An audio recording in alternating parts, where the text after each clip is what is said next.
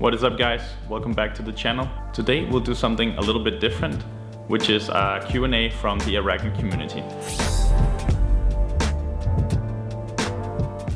Every month we'll try and get some great questions from the community members, and we'll answer them in a video like this one.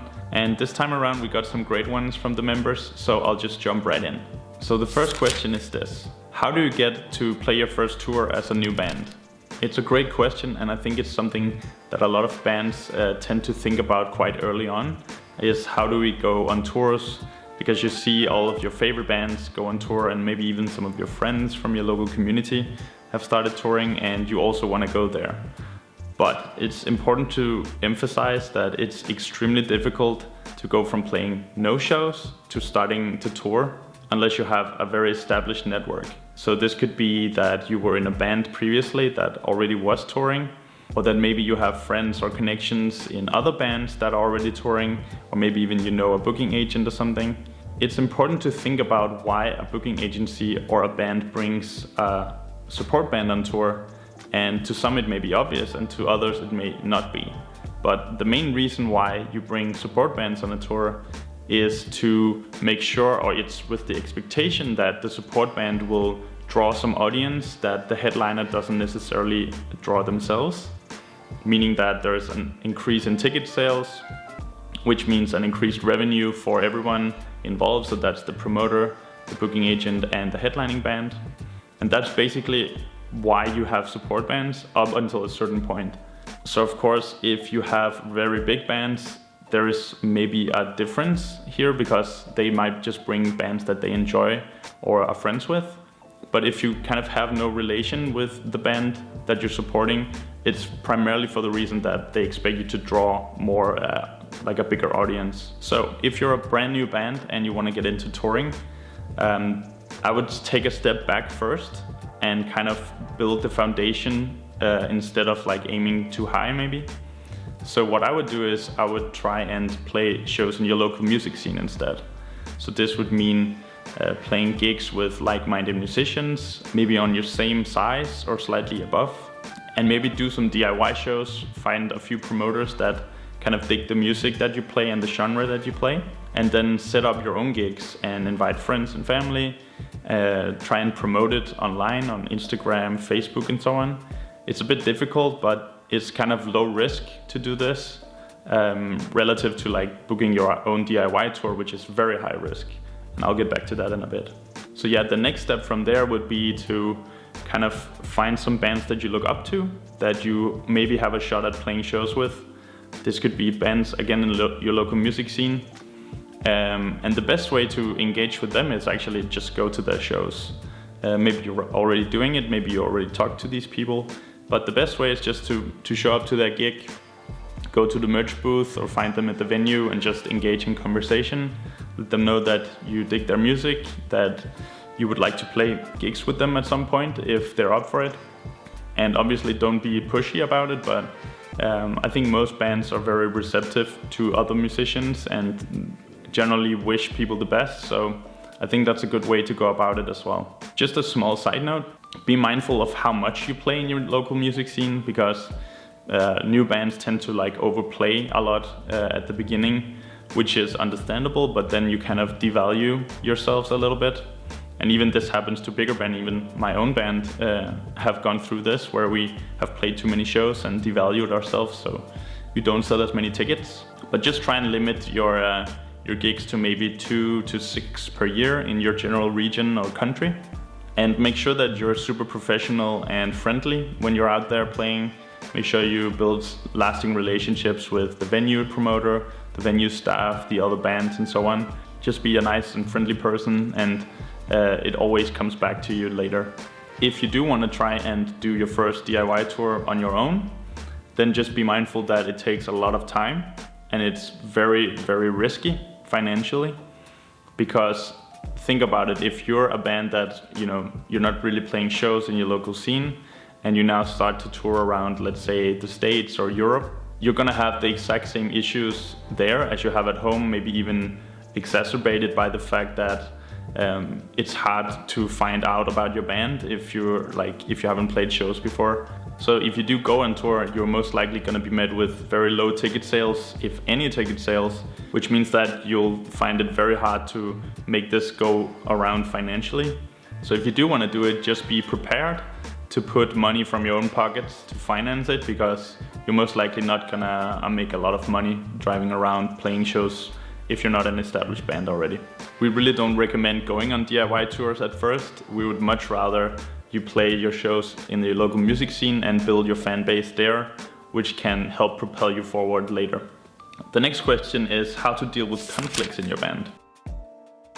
So conflicts, they often arise from a lack of accountability, a lack of kind of expectations within your band, and maybe even a lack of role definition in your band.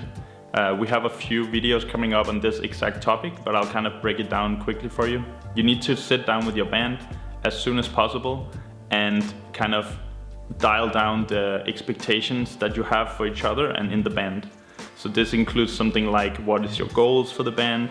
How far do you want to take it? Like, do you want to just be playing local shows, or is your dream to be an international touring band? Because, you know, there comes a lot of different risks and sacrifices with increasing amounts of, you know, touring. There's both financial, personal, and kind of professional sacrifice that you have to make to be a professional band, because you filter away other opportunities to go on tour and stuff. So if you do have conflicts, it's usually because you didn't set expectations with your teammates. And that's something that can cause a lot of conflict, because, you know, you don't have the same goals, or you don't know what the goals are, so you just kind of fumble in the dark a little bit. The best way to deal with conflict in general is just to be super transparent.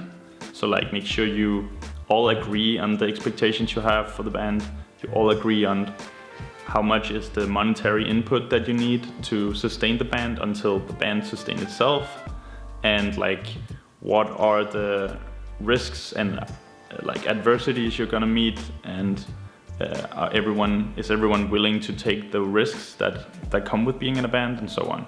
So the next question is this: how do you deal with a band member going on a holiday when you have a gig? Is it reasonable to ask them to cancel their holiday? And this is kind of tied to the previous question about conflict, and it all comes down to setting expectations with each other, and as soon as possible. In this case, you need to set those expectations way before you have a situation like this, because if you deal with it in the moment, or even leading up to the discussion, then it's gonna be like emotional and like probably not very constructive, because someone's gonna get hurt in that situation. So we highly recommend that you have those conversations just as soon as possible in your band. So to answer the question, it really depends on the gig, I would say. So if it's like Metallica calling for you to play a gig, maybe you can persuade your band member to cancel their vacation. But if it's just, you know, a regular gig, we wouldn't recommend like a band member leaving their holiday or canceling their holiday to play a show, because like there's gonna be more shows for sure. So unless it's super important, then we would just like look for other solutions. So what are those other solutions? There are a few that I can think of right now. And so the first thing you can do is to work with stand-ins. And if you don't know what a stand-in is, it's basically a hired musician that you can call in case one of your band members can't make a gig. You can call them, and they've learned your songs, and they can play this show together with you.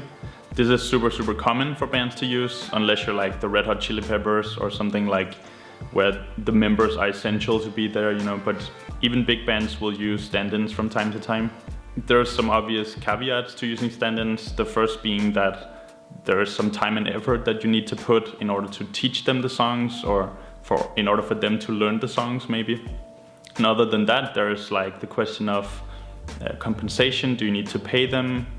Do you even have someone in your network that can play your songs, or is like willing to play your songs? We highly recommend looking into getting stand-ins for your band, especially if you want to be a touring band, because situations like this one where someone goes on holiday or is sick or like cannot get off work is very common, especially for like low to mid-level bands like we are, and like our own bands are.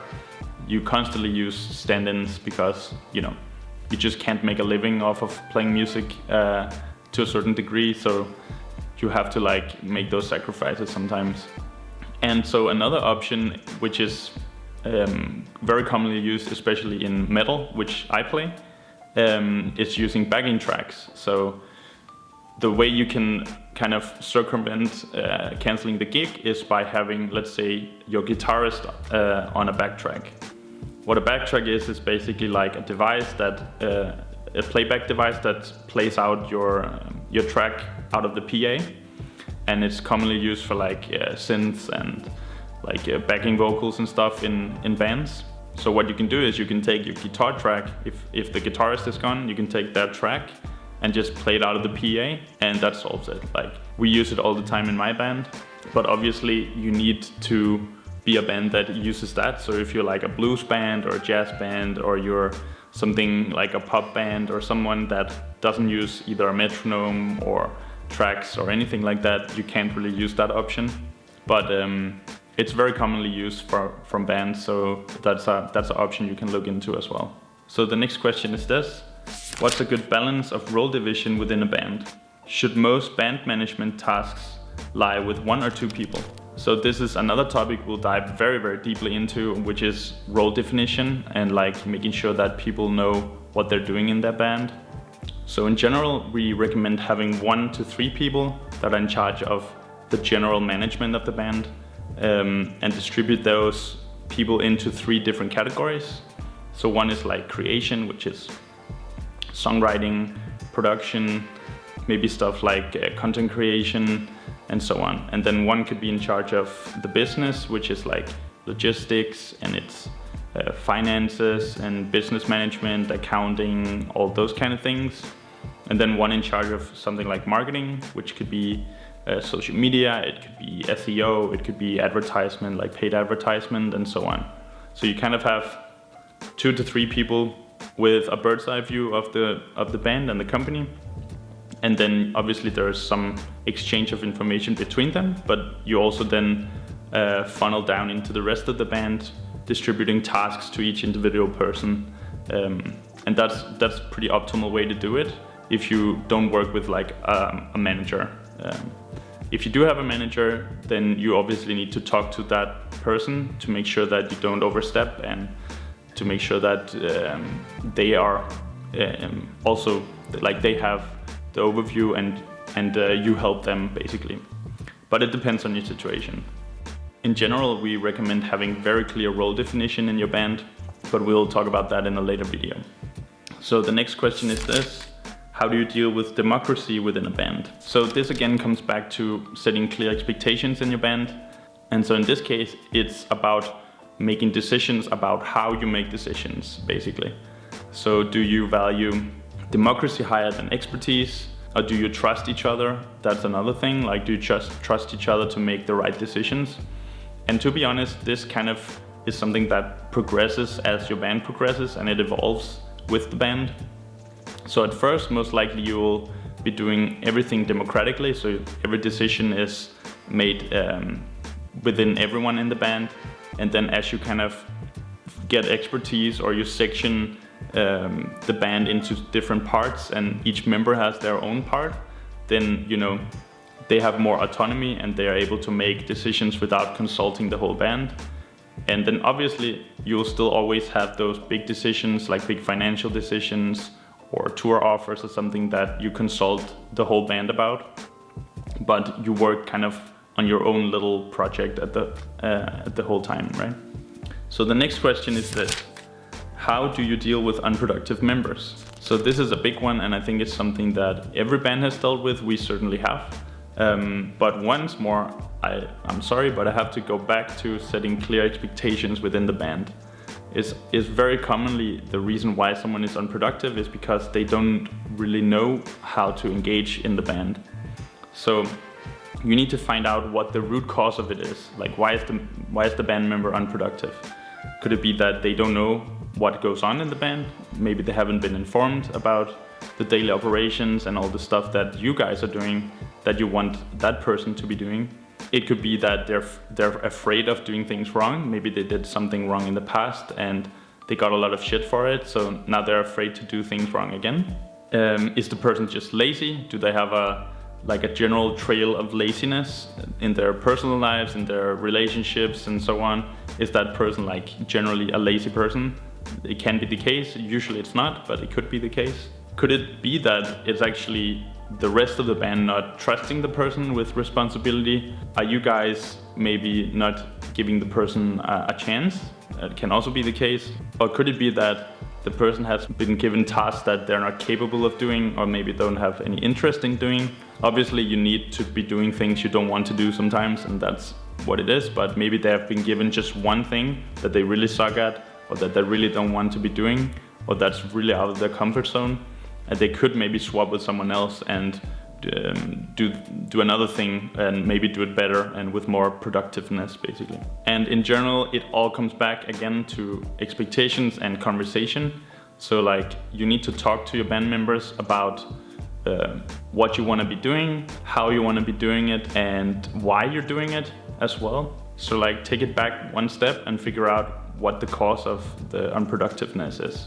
And the final question we'll get to is this: what's the best way to get in contact with people in the business as a smaller band, such as labels, management, booking agencies, and so on? So what you want is to get the attention of these people. You want to make sure that they see you or your band and that they like what they see. So there's a few ways to go about it. I'll mention the most effective ones, which is 2. The first one is social media.